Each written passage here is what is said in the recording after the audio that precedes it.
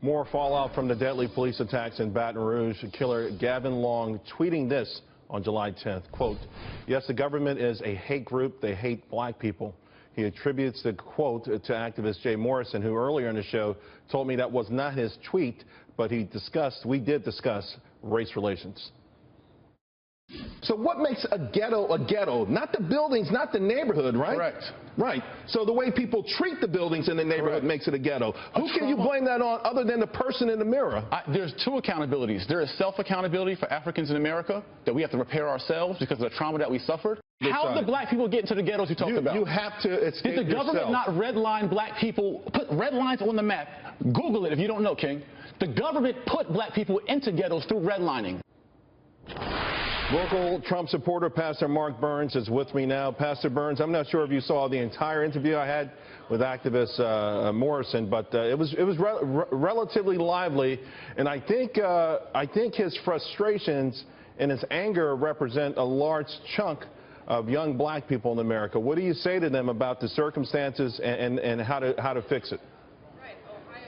Well, you know, absolutely, there's a massive frustration amongst black Americans in this country. I can agree that there's been a certain level of social injustices that have taken place within the African American community, but I also understand that there's a way to fix it, and I believe following the example of Dr. Martin Luther King and Mahatma Gandhi of bringing peaceful demonstration, bringing awareness. Dr. King did something so magnificent when he was able to make the civil rights issue not just a black issue, but an American issue, which it allowed blacks and whites, young and old, to all come together and march and to bring, it wasn't just black people in the civil rights movement that was arrested. It was whites that was arrested. We understand that there were 2 whites and 1 black that was even killed because of their stance for that launched the FBI investigation. So I believe right now there's so much anger and resentment and bitterness within the African American community that we really got to first get past our anger towards the government. The government is not our enemy, okay? The United States of America is not the enemy. That is absolutely the wrong approach for us to even begin. That will solve nothing. It only keeps us more divided. Abraham Lincoln and the Word of God says, a house divided cannot stand. And so it is so important right now, more than ever, that yes, there are some social injustices that we have to address as Americans, not black America, not white America, not Hispanic America, but as Americans here in this country. Well, Pastor Burns, you've been a Donald Trump supporter from the very beginning. What is it about Donald Trump that resonates so much with inside of you and that you believe he is the answer for all Americans, no matter what color, persuasion, whatever, that he's the one who will actually take us the next step forward?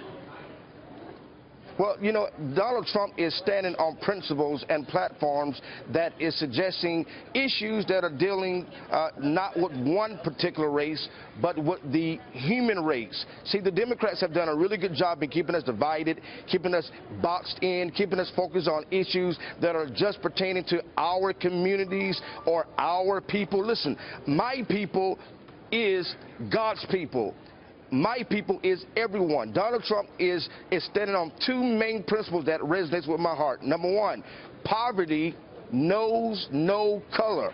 Poverty does not care whether you're black, whether you're white, whether you're Hispanic, whether you're young, whether you're old, whether you're gay, whether you're straight. Poverty does not care where you come from. Poverty will come at you like a swift wind and can destroy your marriage, your family, your home, everything about you. Number 2, ISIS, terror, does not care what color you are. ISIS does not care whether you're black, whether you're white. They don't care at all. They want to destroy our way of life here in the Western world. So Donald Trump says, I'm going to deal with issues that are not pandering after one race, but the human race, security and jobs, so that we can come together and be united, so we all can prosper. And it vexes me even now how we are so focused on the adjective that describes us when in reality it separates us. So now I'm the black pastor that supports Donald Trump. I am the African American